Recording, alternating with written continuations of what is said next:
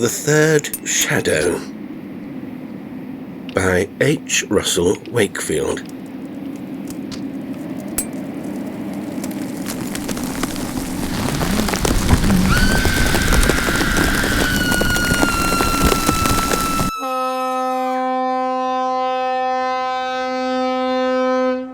"And the other man on the rope, Andrew?" I asked. "Did you ever encounter him?" He gave me a quick glance and tapped the ash from his cigarette. "Well, is there such a one?" he asked, smiling. "I've many times read of him," I replied. "Didn't Smythe actually see him on the Brenver face, and again on that last dread lap of Everest?"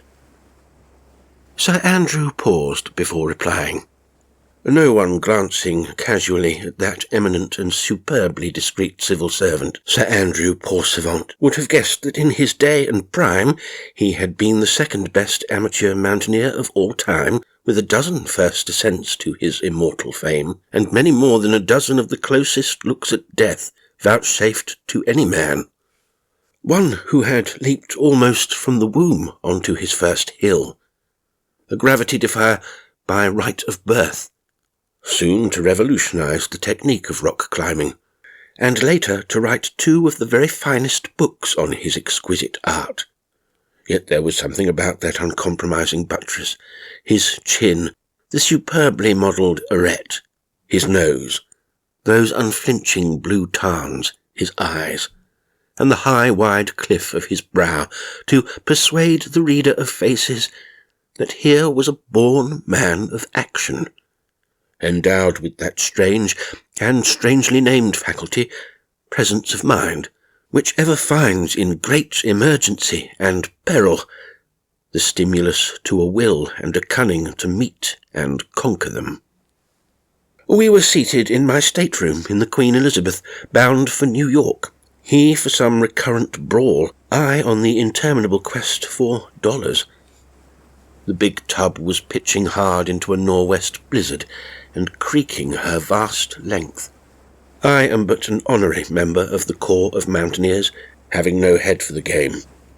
But I love it dearly by proxy, and as the sage tells us, he who thinks on Himalcha shall have pardon for all sins, and the same is true, I hope, of lesser ranges. I dined with Sir Andrew perhaps half a dozen times a year, and usually persuaded him on these felicitous occasions to tell me some great tale of the past.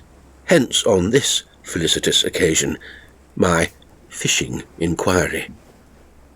"Yes, so I remember," he presently said, "but are there not nice, plausible explanations for that? The illusions consequent on great height, great strain. You may remember Smythe, who is highly psychic, saw something else from Everest. Very strange wings beating the icy air." "He isn't the only one," I said. "It's a well-documented tradition." "It is, I agree. Guides, too, have known his presence, and always at moments of great stress and danger, and he has left them when these moments passed. And if they do not pass, the fanciful might suggest he meets them on the other side. But, who he is, no one knows.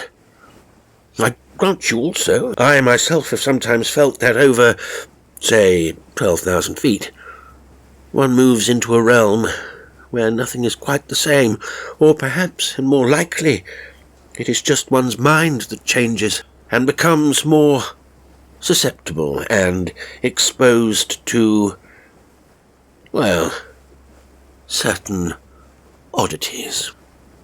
"But you have never encountered this particular oddity," I insisted.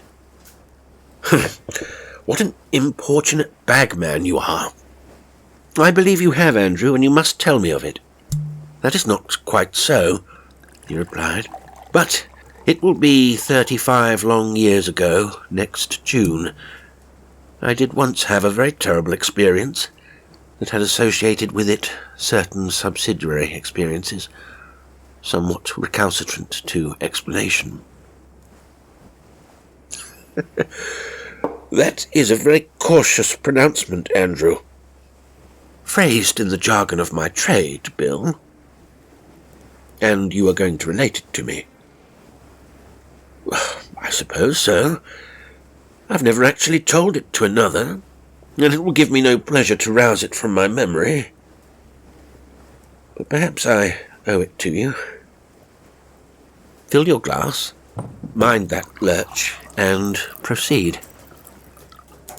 I haven't told it before, said Sir Andrew, partly because it's distasteful to recall, and partly for the reason that the prudent sea captain turns his blind eye on a sea serpent and keeps a buttoned lip over the glimpse he caught. No one much appreciates the grin of incredulous derision. I promised to keep a straight face, I assured him. Yes, I rather think you will. Well, all those years ago, in that remote and golden time, I knew and climbed with a man I will call Brown. He was about my age. He had inherited considerable position and fortune, and he was heir also to that irresistible and consuming passion for high places, their conquest and company, which, given the least opportunity, will never be denied, and only decrepitude or death can frustrate. Technically, he was a master in all departments, a finished cragsman, and just as expert on snow and ice. But there was just occasionally an unmastered streak of recklessness in him, which floored him as a leader, and everyone, including myself, preferred to have him lower down the rope. It was perhaps due to one of these reckless seizures that, after our 4th season together, he proposed to a wench, who replied promptly in the affirmative. He was a smallish fellow, though immensely lithe, active, strong and tough. She was not far short of 6 feet, and tipped the beam at 168 pounds, mostly muscle. With what suicidal folly, my dear Bill, do these infatuate pygmies, like certain miserable male insects, doom themselves with such Boadiceas, and how pitilessly and jocundly do those monsters bounce upon their prey. This particular specimen was terribly, viciously county, immensely handsome, and intolerably authoritarian. Speaking evil of the dead is often the only revenge permitted us, and I have no intention of refraining from saying that I have seldom, almost certainly never, disliked anyone more than Hecate Quorn.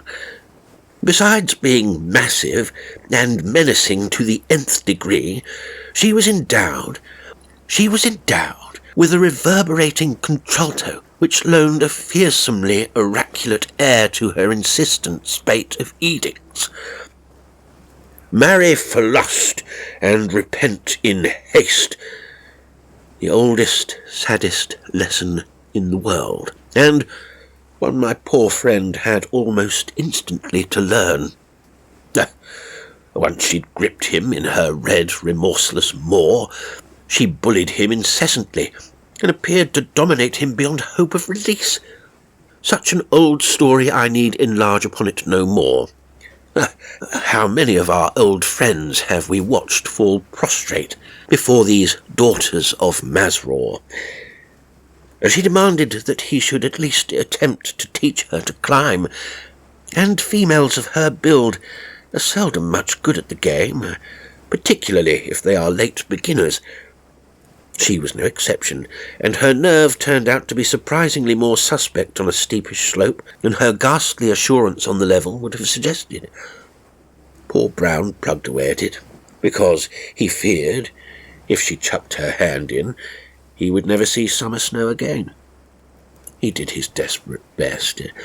He hired Fritz Mann, the huskiest and best-tempered of all the Chamonix guides, and between them, on one searing and memorable occasion, they shoved and pulled and hauled and slid her on feet and rump to creditably near the summit of Mont Blanc.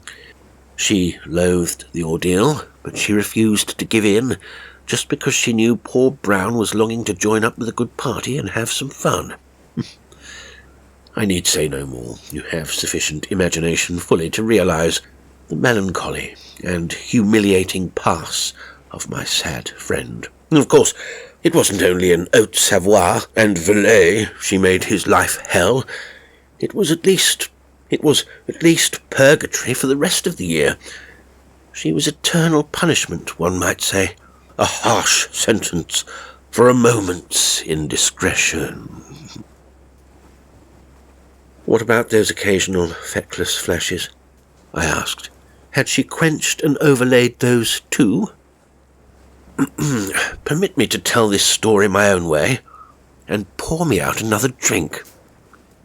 In the second summer after their marriage, the Browns had preceded me by a few days to the mountaineer, which, doubtless you recall, is an hotel overlooking the Mer de Glace, 3,000 feet above Chamonix. When I arrived there late one evening, I found the place in a turmoil, and Brown apparently almost out of his mind. Hecate had fallen down a crevasse that morning, and as a matter of fact, her body was never recovered. I took him to my room, gave him a stiff drink, and he blurted out his sorry tale. He had taken her out on the Mer de Glace for a morning's training, he said, determined to take no risks whatsoever. They had wandered a little way up the glacier, perhaps further than he'd intended. He'd cut some steps for her to practice on and so forth.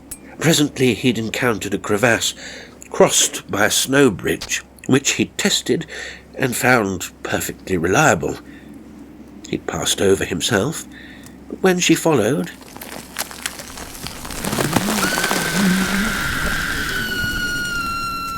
she'd gone straight through. The rope had snapped. And that was that. They'd lowered a guide, but the hole went down forever, and it was quite hopeless. Hecate must have died instantly. That was the only assuaging thought. "Should that rope have gone, Arthur?" I asked. "Can I see it?" He produced it. It was poor stuff, an Austrian make, which had once been very popular, but had been found unreliable, and the cause of several accidents. There was also old bruising near the break. It wasn't a reassuring bit of stuff. I realise," said Brown hurriedly, "I shouldn't have kept that piece. As you know, I'm a stickler for perfection in a rope.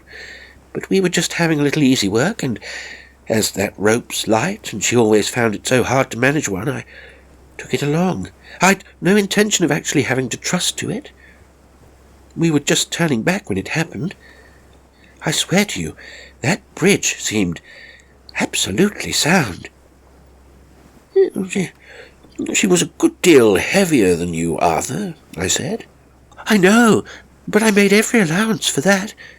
"I quite understand," I said. "Well, it's just too bad," or words to that effect. I was rather at a loss for appropriate expressions. He was obviously acting a part. I didn't blame him. He had to. He had to appear heavy with grief when he was feeling, in a sense, as light as mountain air. He got a shade tight that evening, and his efforts to sustain two such conflicting moods would have amused a more cynical and detached observer than myself. Besides, I foresaw the troubles ahead. The French held an inquiry, of course, and inevitably exonerated him completely. Then I took him home to face the music, which, as I'd expected, was strident and loud enough.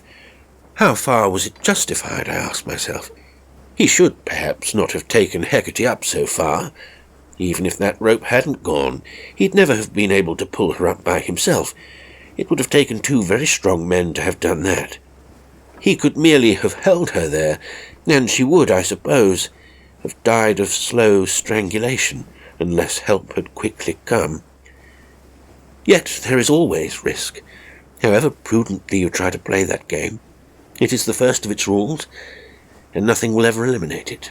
You must take my word for all this, which is rather outside your sphere of judgment. All the same, the condition of that rope, and I wasn't the only one to examine it, it didn't help things. Still, all that wouldn't have mattered nearly so much if he'd been a happily married man. I needn't dwell on that. Anyway, the dirty rumour followed him home, and resounded there. What was your candid opinion, Andrew? I asked. I must ask you, he replied, to believe a rather hard thing, that I had and have no opinion, candid or otherwise. It could have been a pure accident. All could have happened exactly as he said it did. I've no valid reason to suppose otherwise. He may have been a bit careless. I might have been so myself. One takes such practice mornings rather lightly. There is risk, as I've said, but it's minuscule compared with the real thing. The expert mountaineer develops an exquisitely nice and certain feel for degrees of danger. It is the conditioned precept of his survival, and adjusts his whole personality to changing degrees. He must take the small ones in his stride. The errors of judgment, if any, that Brown committed, were petty and excusable. His reason for taking that rope was sensible enough, in a way. Yes, I put in, I can more or less understand all that. But you actually knew him well, and you're a shrewd judge of character.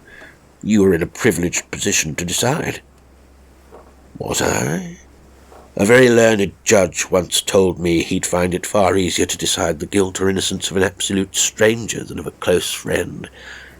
The personal equation confuses the problem and pollutes the understanding. I think he was perfectly right. Anyway, I am shrewd enough to know when I'm baffled, and have always felt the balance of probability was peculiarly nicely poised. In a word, I have no opinion. Well, I have, I proclaimed. I think he had a sudden fearful temptation. I don't think it was exactly premeditated, yet always, as it were, at the back of his mind. He realized that bridge would go when she had her weight on it, knew a swift, reckless temptation, and let it rip. I think he'd kept that rotten rope because he'd always felt in a vague, half-repressed way it might, as they say, come in handy one day. Sir Andrew shrugged his shoulders. Very subtle, no doubt, he said, and you may be right, but I know I shall never be able to decide.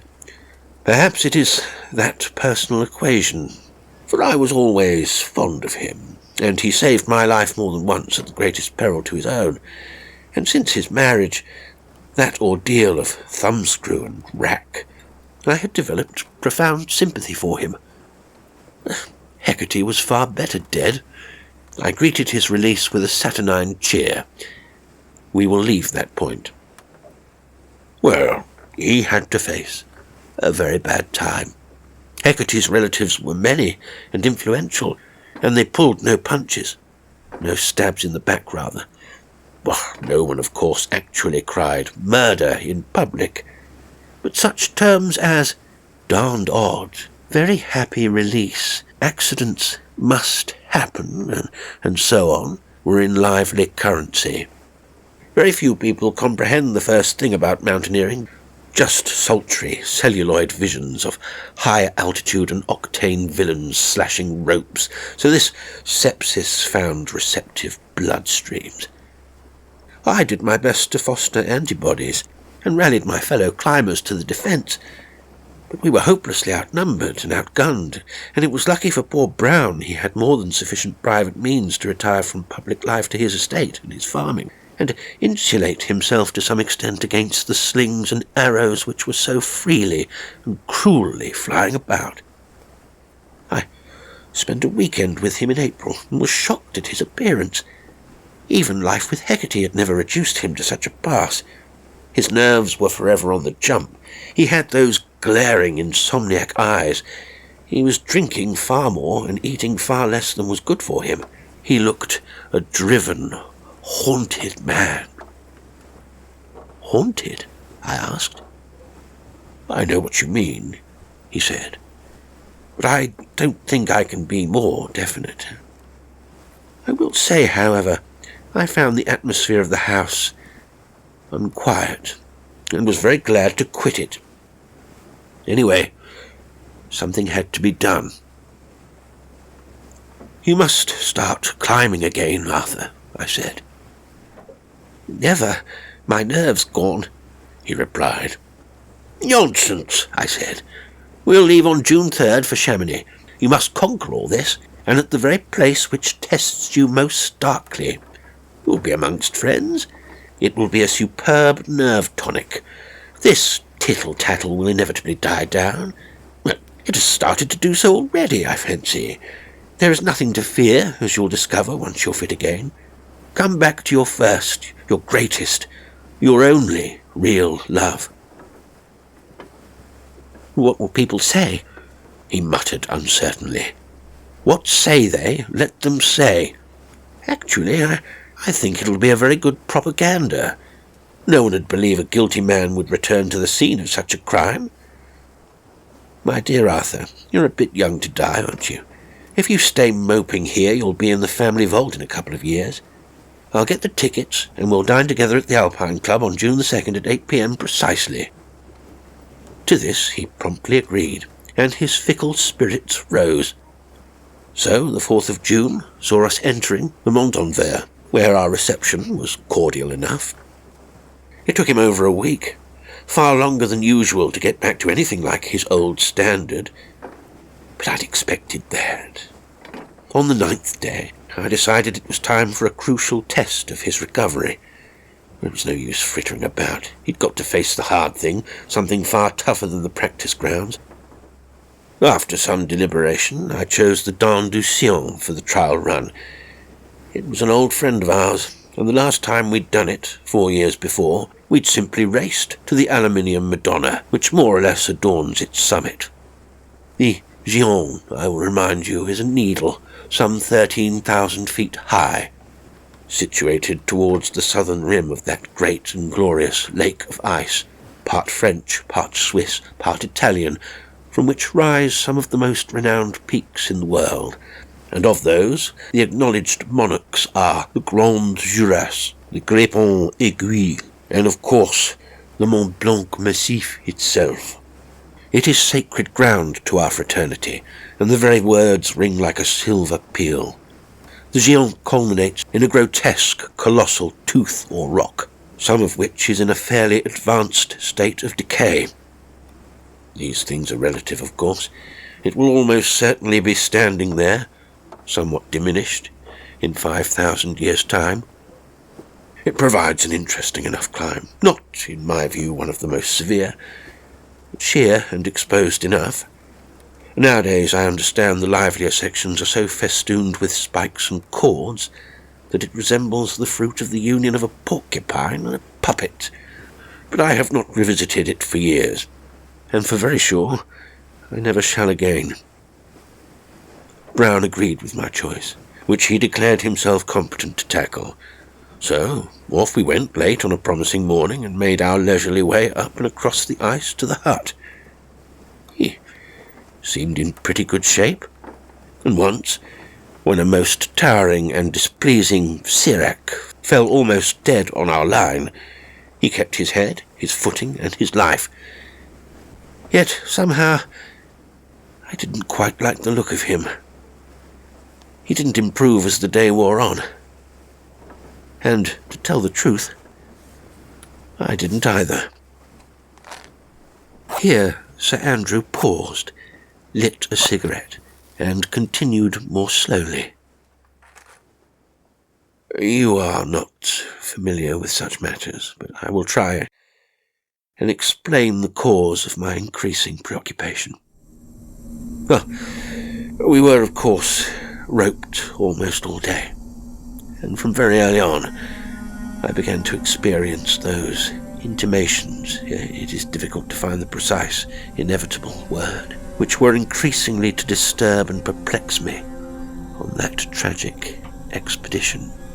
It is extremely hard to make them plain and plausible to you, who have never been hitched to a Manila.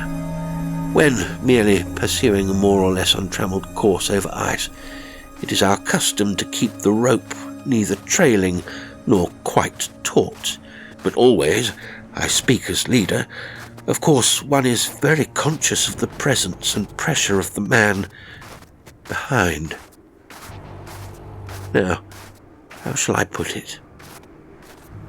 Well, over and over again it seemed to me as if that rope was behaving oddly, as though the pull I experienced was inconsistent with the distance Brown was keeping behind me, as though something else was exercising pressure nearer to me. Do I make myself at all plain? I think so, I replied. You mean as though there was someone tied to that rope between you and Brown? Nothing like so definite and distinct as that. Imagine if you were driving a car and you continually got the impression the brakes were coming on and off, though you knew they were not. You would be puzzled and somewhat disconcerted. I'm afraid that analogy isn't very illuminating. It was just that I was conscious of some inexplicable anomaly connected with our rope's progress that day. I remember I kept glancing around in search of an explanation. I tried to convince myself it was due to Brown's somewhat inept, sluggish and erratic performance, but I was not altogether successful in this attribution. To make it worse, a thick mist came on in the afternoon, and this increased our difficulties, delayed us considerably, and intensified my sombre and rather defeatist mood. Certain pious, but in my view, misguided persons profess to find in the presence, the atmosphere of these doomed titans, evidence for a benevolent providence and a beneficent cosmic principle.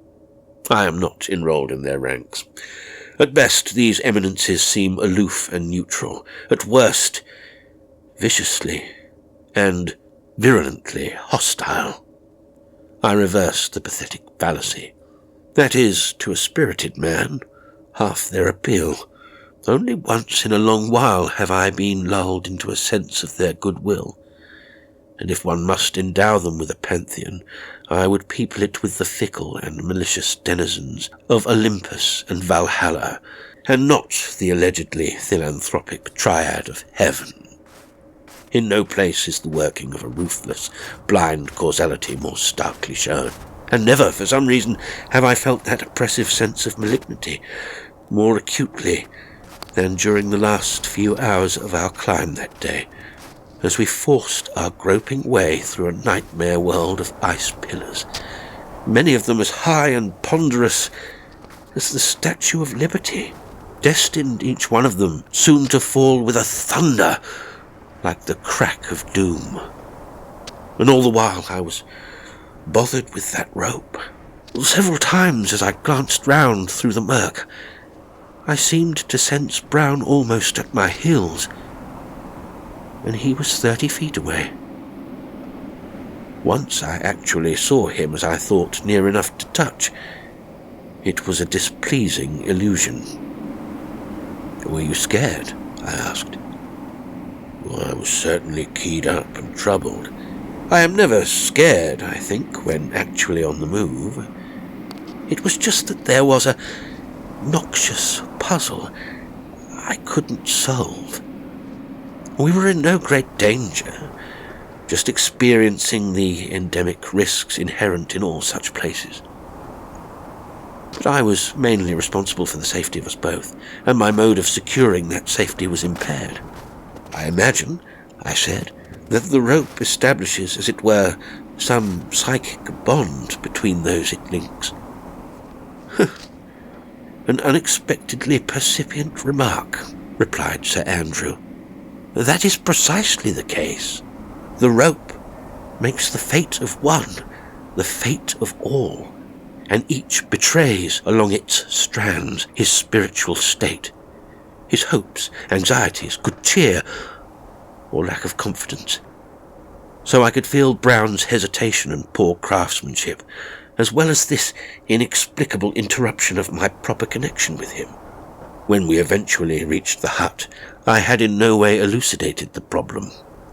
I didn't like the look of Brown. He was far more tired than he should have been, and his nerves were sparking again. He put the best face he could on it, as good mountaineers are trained to do, and declared a night's rest would put him right. I hoped for the best. "Did you mention your trouble with the rope?" "I did not," said Sir Andrew shortly. "For one thing, it might have been purely subjective. For another, what was there to say? And the first duty of the mountaineer is to keep his fears to himself, unless they are liable to imperil his comrades. Never lower the psychic temperature if it can possibly be avoided. Yet somehow, I cannot define precisely how, I gained the impression he had noticed something, and that this was partly the cause of his malaise. The hut was full, but not unpleasantly so, with young Italians for the most part, and we secured good sleeping places. Then we fed and lay down. It was a night of evil memory. Brown went to sleep almost at once, to sleep and to dream and to tell of his dreams. He was apparently, well, beyond all doubt, dreaming of Hecate, and, how shall I put it, in contact, in debate with her. And what made it far more trying to the listener, he was mimicking her voice with perfect virtuosity. This was at once horrible and ludicrous, the most pestilential and disintegrating combination of all, in my opinion. He was, it seemed, pleading with her to leave him alone, to spare him, and she was ruthlessly refusing. I say it seemed, because the repulsive surge of words was blurred, and only at times articulate, just sufficient to give, as it were, the sense of the dialogue. But that was more than enough.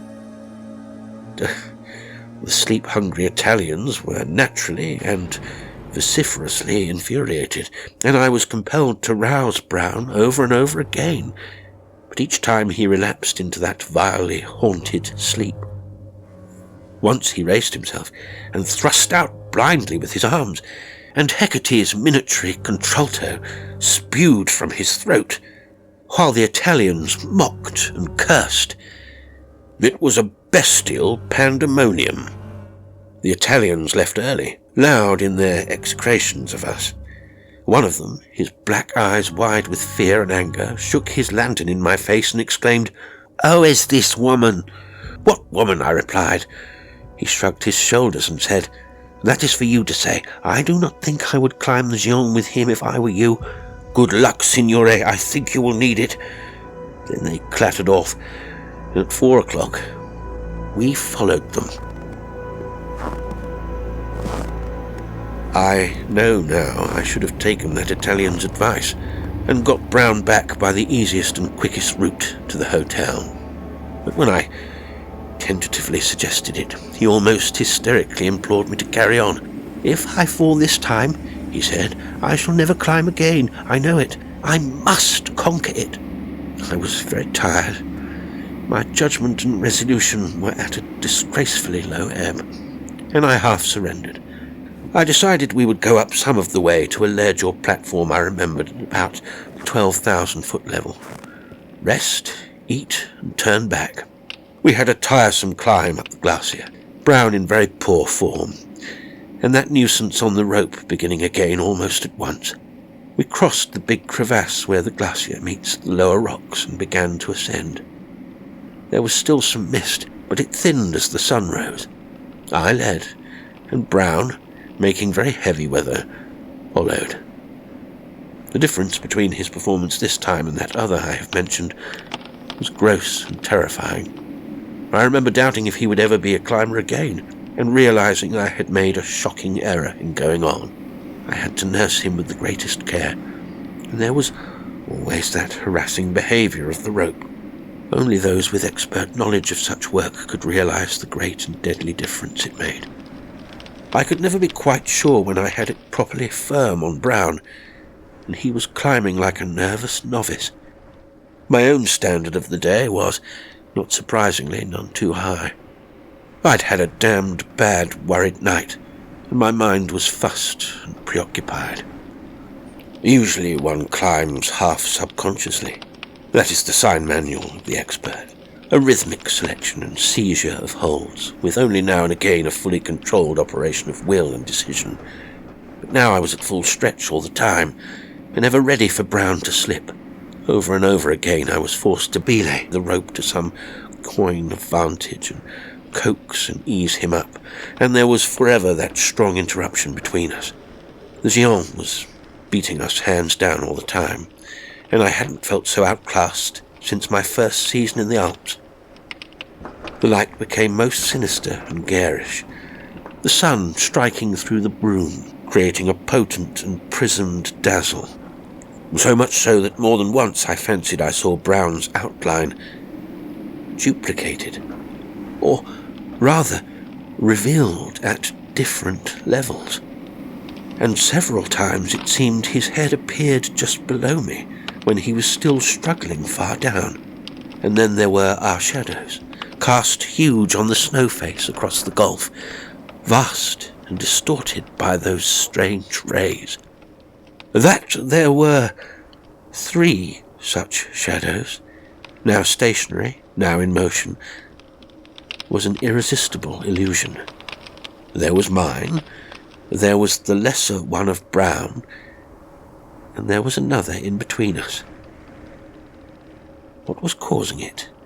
This fascinating and extraordinary puzzle served somewhat to distract my mind from its heavy and intensifying anxiety. At last, to my vast relief, I glanced up and saw that hospitable little platform not more than 60 feet above me.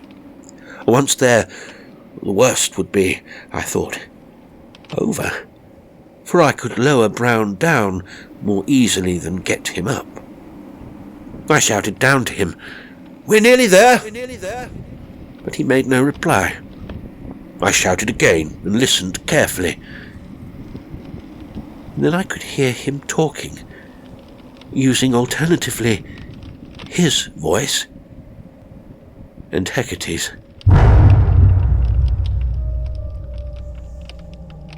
I cannot describe to you the kind of ghostly fear which then seized me. Well, there I was, 1,500 feet up on a pretty sheer precipice, with someone whose mind had clearly gone on my rope. And I had to get him first to the ledge, then try and restore him to a condition in which descent might be possible. I could never leave him there. We must survive or die together. First, I must reach that platform. I set myself to it, and for the time being he continued to climb, clumsily and mechanically, carrying on that insane dialogue. Yet he kept moving. But for how much longer would that mechanism continue to function and bring him to his holds? I conquered my fear and rallied again that essential detachment of spirit, without which we were both certainly doomed. So I set myself with the utmost care to reach that ledge. Between me and it was a stretch of the Géant's rottenest rock, which I suddenly remembered well. It is spiked and roped now, I believe. When that nice is bad, it is very, very evil indeed. Mercifully, the mist was not freezing, or we should have been dead here then. How I cursed my insensate folly, the one great criminal blunder of my climbing career.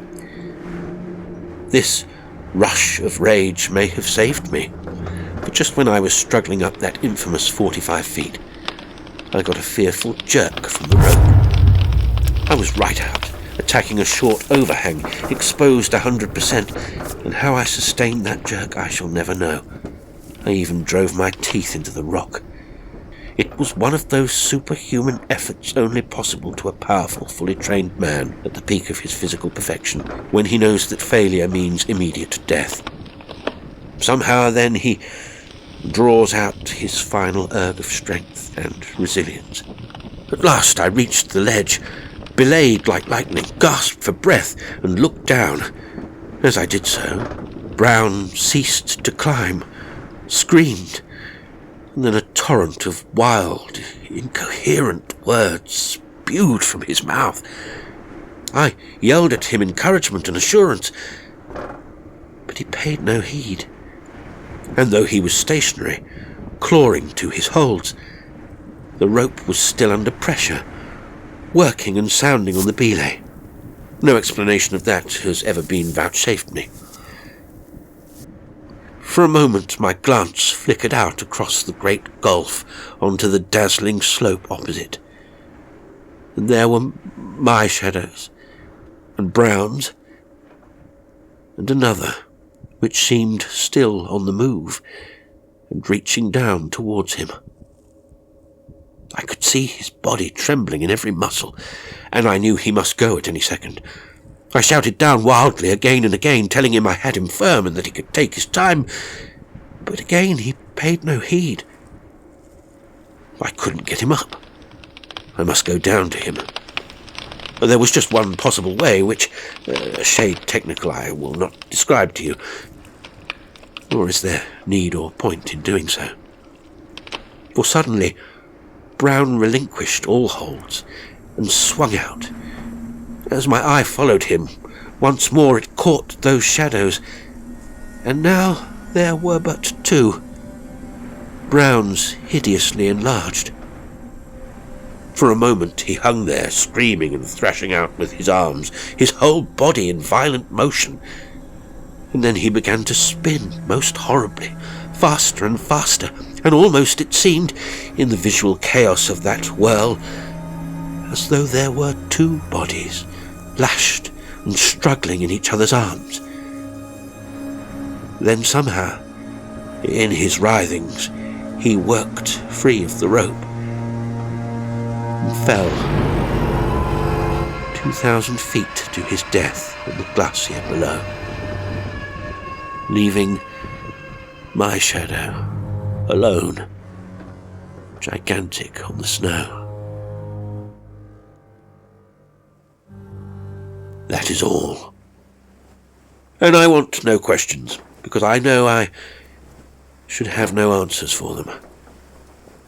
And I am off to bed. As for your original question, I've done my best to answer it.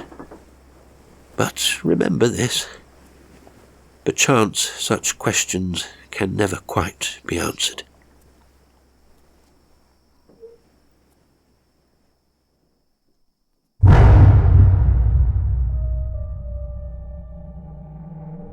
Today's story was The Third Shadow by H. Russell Wakefield.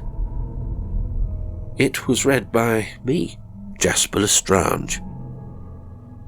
Well, I do hope you enjoyed it, and until next time, sweet dreams.